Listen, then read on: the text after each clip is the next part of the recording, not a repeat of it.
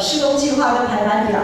好，那如果没有在教会群组里面的呢，也会在今天的招待桌楼下1楼的招待桌看到这个我们第4季的施工计划排班表，还有团契活动的就是一些轮班这样子。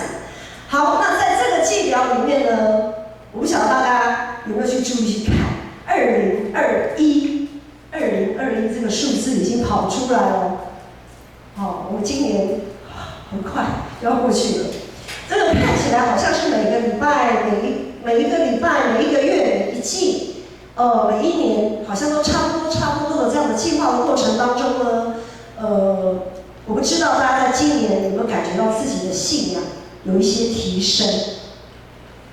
我不晓得大家对于自己今年所进行的，在信仰的这个角度上来看。不是我们的知识跟其他的一些工作经验啊，或者学校的成绩啊，不是这个部分。对于我们在信仰上的分数，大家给自己打几分？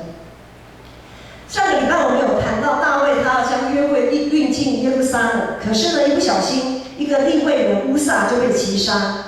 这个众人都看为好的事情呢，被上帝硬生生的踩着刹车。我想大家应该对上个礼拜的结论，或者是有一些我们讲的重点，或许还有一些印象，我们就来回想一下，在乌撒被击杀的这个事件呢，我们知道第一个，我们要小心谨慎的用上帝的标准来服侍，不是人的标准，不是自己的标准。好，第二个就是众人都看为好的事情，也不见得是上帝认为妥当的。好，那第三呢，就是乌撒的牺牲是圣洁的牺牲，他的牺牲是为了让大卫可以更亲近上帝，可以更向上帝走去。好，大卫呢，这位被称为合神心意的人呢，我们从撒母耳记一直看他的这个走上王位的这个旅程，然后现在从历代志又再一次的回顾大卫的一生。会发现大卫真的是一个非常，骁勇善战，好，而且呢，可以奠定许多基础的人，他有很多的丰功伟业。但是同样，我们也在大卫的身上看到了许多缺点。比如说上个礼拜嘛，他就，也是看到他的失误，好，他让乌撒被击杀。然后呢，还有一个这历代志里面没有写的一个事件，大卫。他强夺了他的军官乌利亚的妻子拔示巴，成为他的妻子。这也是一个大卫在人生当中非常大的一个黑点污点。不止如此大卫犯的错还不止如此。在历代志21章是我们最近的读经进度里面有记载了大卫呢，他因为一时的骄傲，不顾他臣子的反对。他就数点以色列所有带刀可以上战场的勇士，因为大卫这样子的数点带刀的勇士，好像我们想说现在要征兵啊什么的，数点勇士，因着大卫的骄傲，耶和华烈火的上帝他就降灾给以色列。以色列人因着这样子的事件，因着大卫去数点人数的这个事件呢，足足死了7万人。大约死了7万人。回顾大卫的一生，不如意的事情真的是10之8九。就连他想要为上帝盖圣殿这么让我们感到兴奋欢喜的事情，也同样遭到上帝的拒绝。上帝不让他盖圣殿。大卫什么都准备好了，但是他始终等不到上帝对他点头。大卫的一生，他都坚定活在上帝的呼召，然而却不总是顺心如意。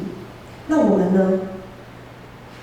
当我们这群乐意回应上帝的呼召，成为牧师，成为长职，成为团契的会长干部，成为每一个参与在团契或者是参与在教会事工当中，为这个事工祷告，为这个事工流血流泪的每一位祭司，我们在座的每一位祭司，当我们在敬拜、献祭、服侍的过程当中，我们该如何面对那许多不如己意的事情？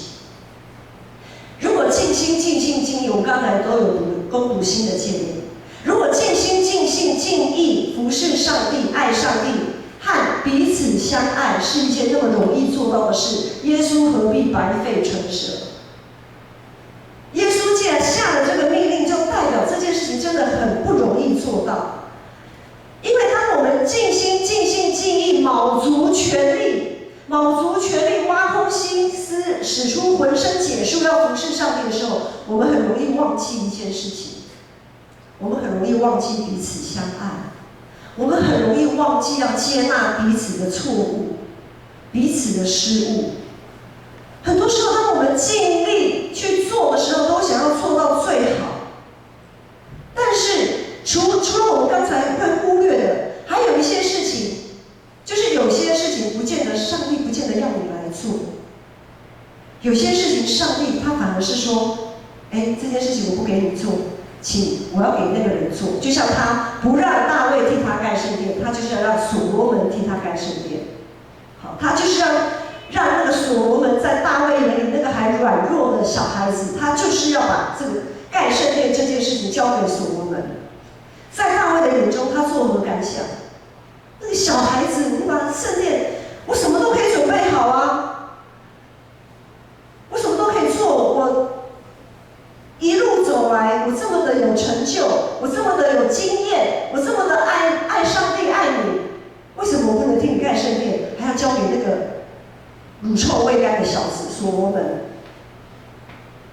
我们愿意成为别人的跳板吗？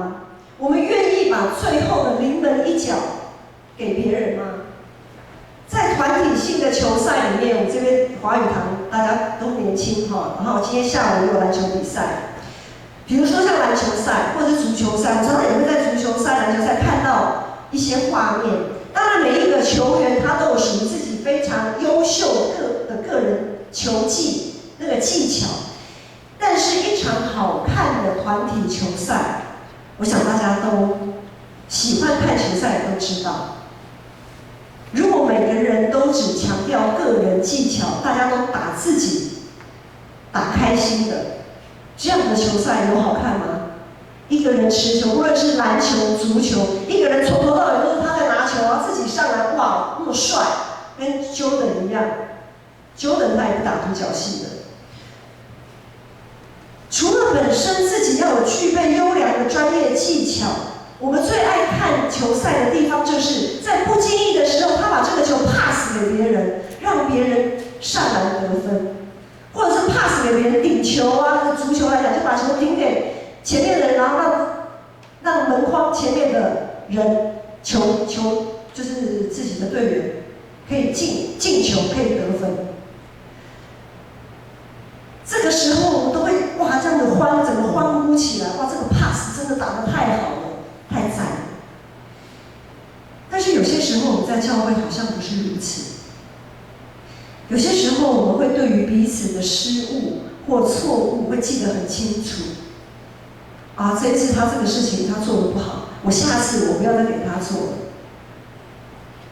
我相信我们如果打篮球或打足球，碰到这样的事情，我每次 pass， 比如说我每次 pass 给宇翔，宇翔都投不进，好，我再也不 pass 给宇翔了。不会吧？不会这样子的，我们不会这样子打球的。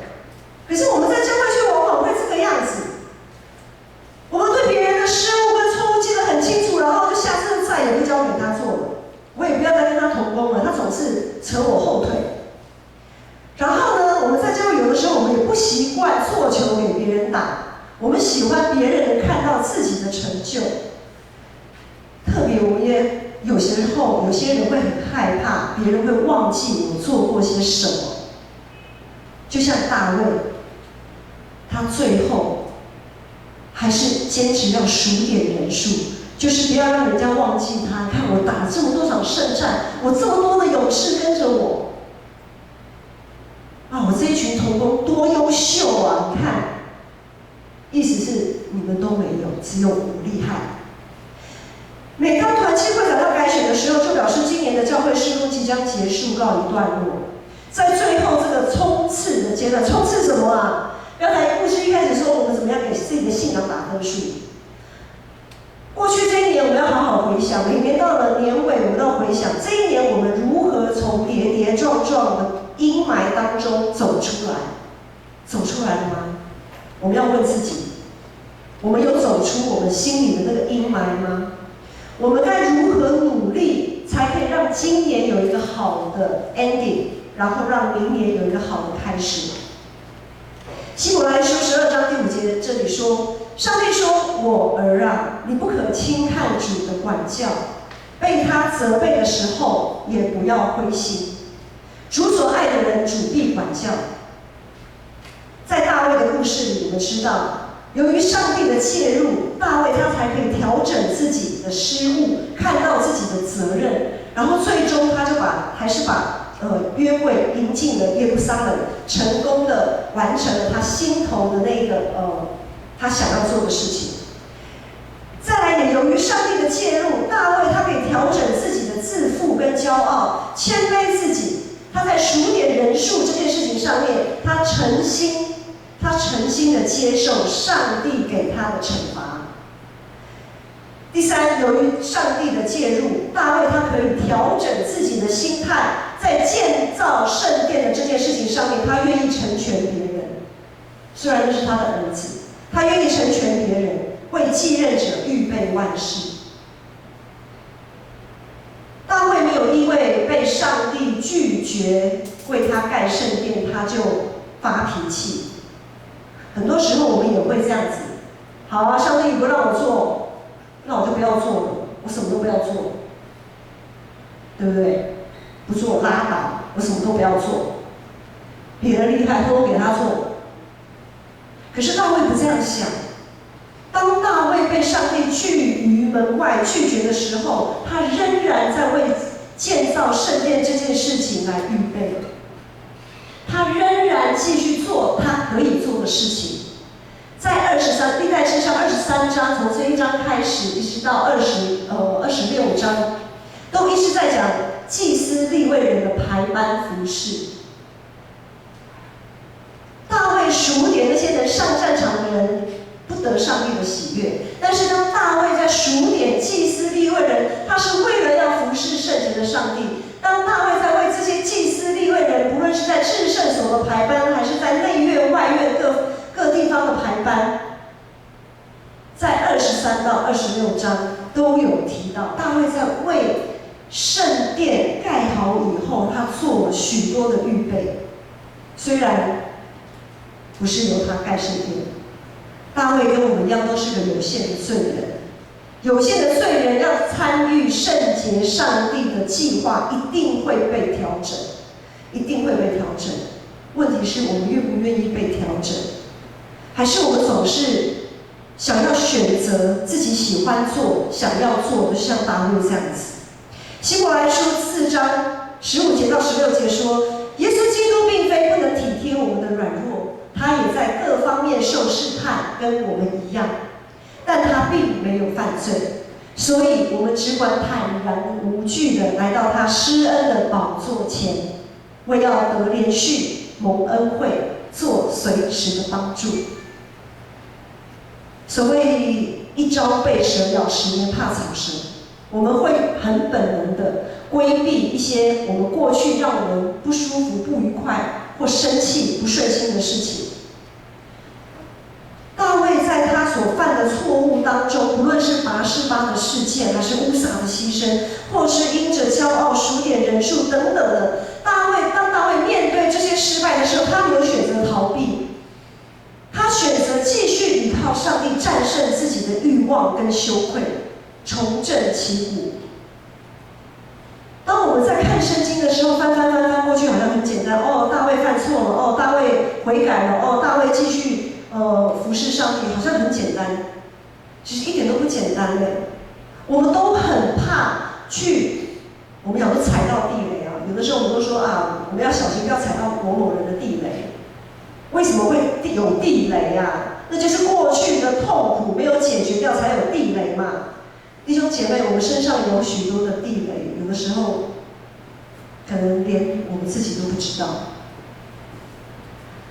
为什么会有这些地雷呢？就是那些过去都没有被解决掉，都没有在耶稣基督里被释放掉。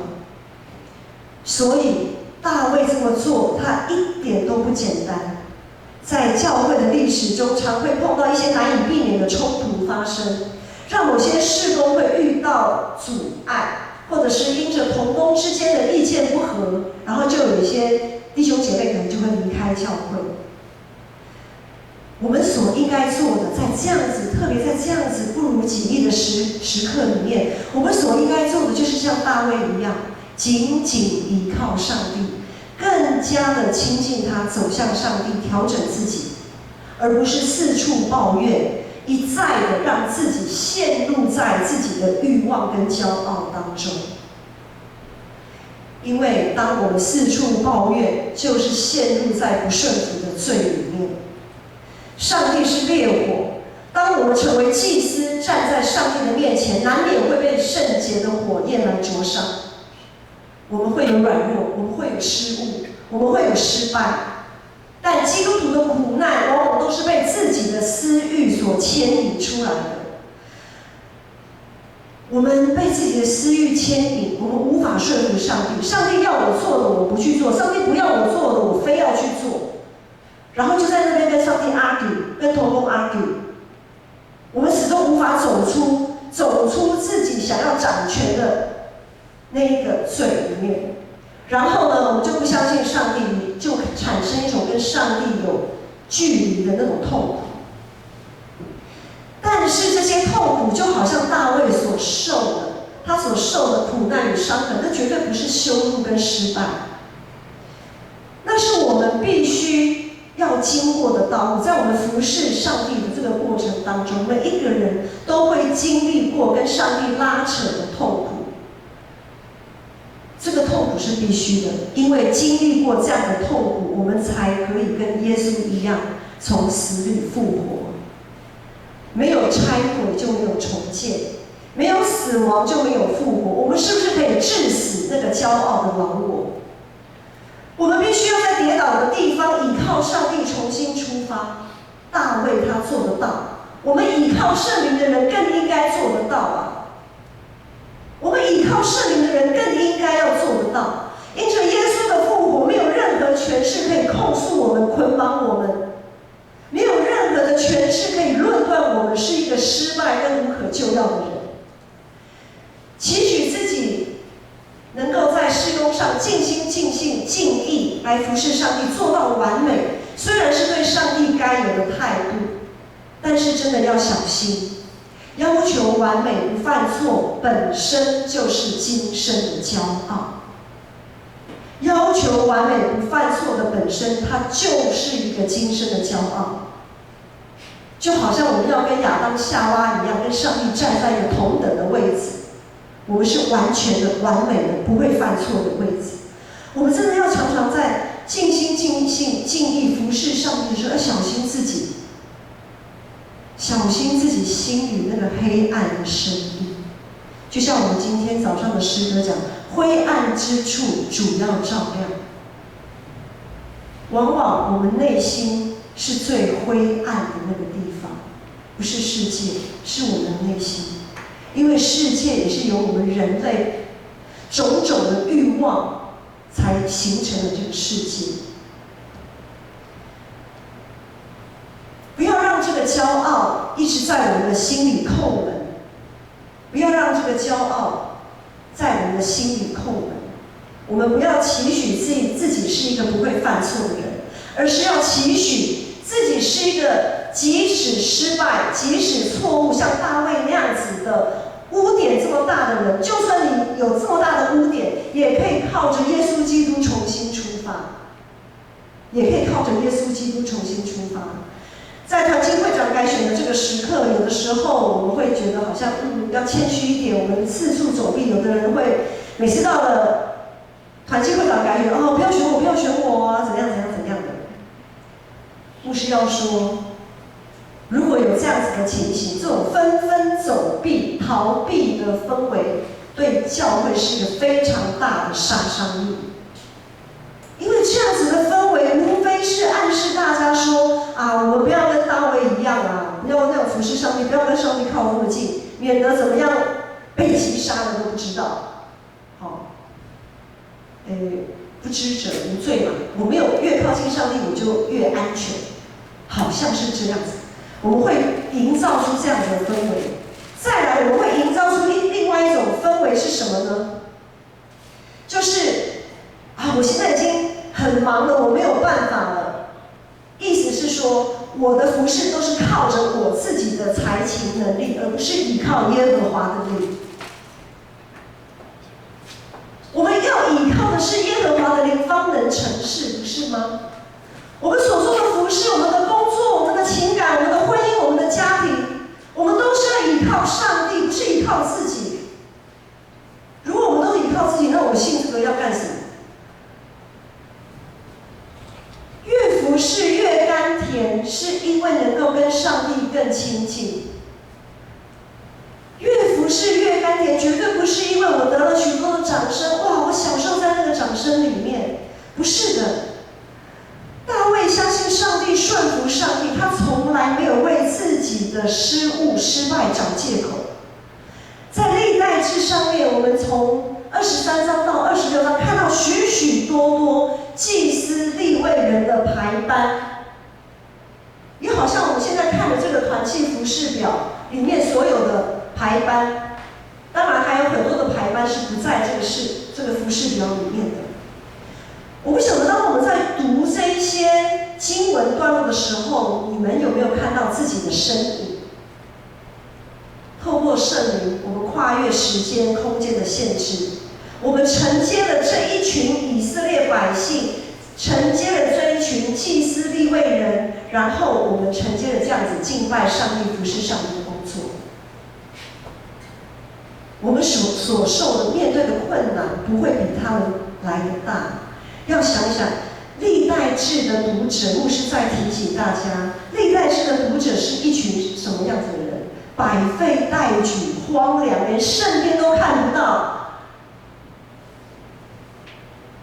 连圣殿都还是残壁、破垣残壁这样子。可是他们却要在这个时候，要再鼓起勇气，兴起他们的灵，兴起他们的信心来回应上帝的呼召。虽然时代不断的在变迁，会有许多的服事需要调整，但是总有一群愿意回应上帝呼召的人，站在自己的岗位上。成全众圣徒、万民皆祭司，绝对不是口号。每一季的祭表，都是为了要提醒我们彼此，我们要用祷告，用我们的尾声来拖住彼此。我们的名字不会只记在这里的，我们的名字会记在天上。就算你的名字没有被记在这里，当你在默默的服侍、默默的在参与教会的事工、默默的付出的时候，你的名字也依然会记在天上。而我们要求的是什么？这张表再过几个月，它就会丢到资源回收桶，朽烂、腐朽。但是记在天上，我们的名字永远在上帝的手里，永远在上帝的册子里，不会被虫咬掉，不会被虫蛀坏。弟兄姐妹，在这一场服事的路程当中，我们都是基督徒，我们都是耶稣基督的门徒，我们都是受他呼召要来回应他，要来服侍他的祭司。我们要一起起立站立来唱这首诗歌。或许在这一路上，你们的内心累积了许多的地雷，可能你知道，可能你不知道。求主光照，我们要举目仰望，我们的灰暗之地要由主来照亮。我们要用我们真实的自己来敬拜。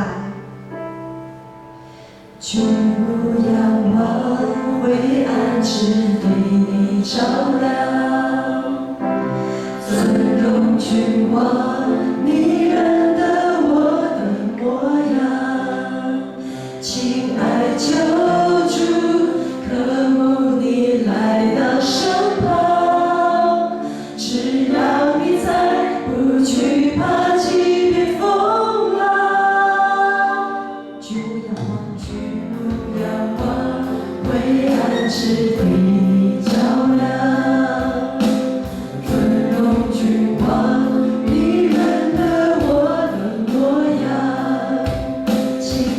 救主，渴慕你来到身旁。只要你在，不惧怕激越风浪。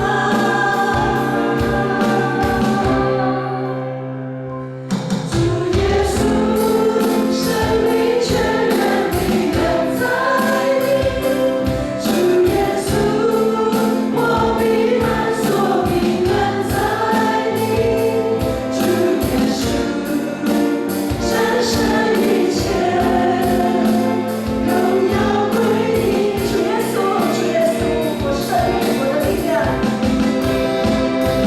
主耶稣，生命全然地人在你。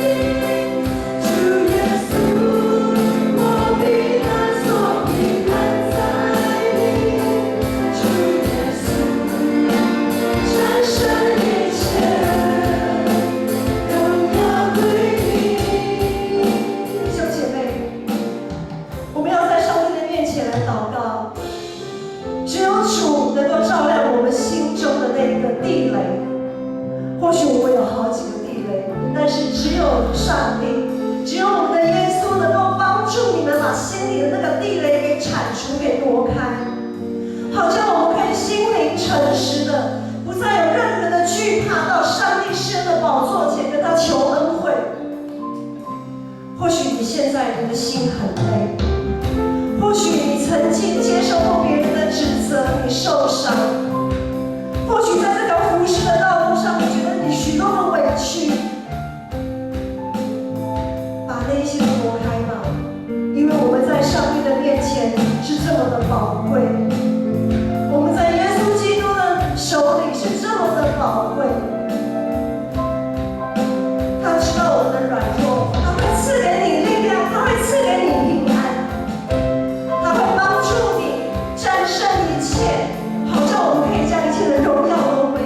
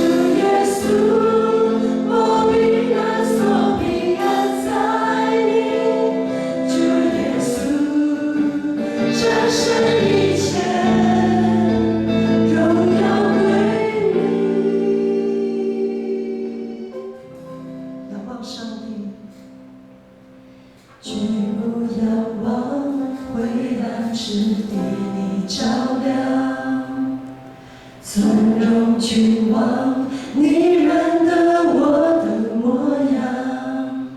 亲爱救主，渴慕你在我身旁，只要你在，不惧怕。一切风浪。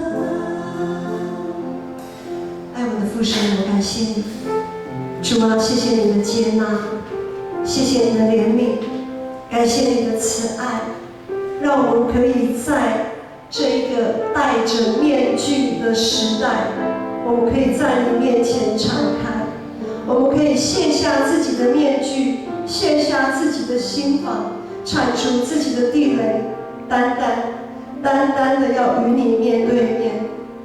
主啊，主啊，我们是残破不堪的，我们是软弱的，我们厌恶自己过去的失败，但是主耶稣基督，你手受的鞭伤，让我们可以在这个里面得到完全的医治。主，我们感谢你。愿主耶稣基督的恩惠、天父上帝的慈爱、圣灵的帮助与感动，让你们每一个人不论在得时不得时，都可以越服侍越甘甜，都可以一直与上帝同行，从今时直到永远。阿们。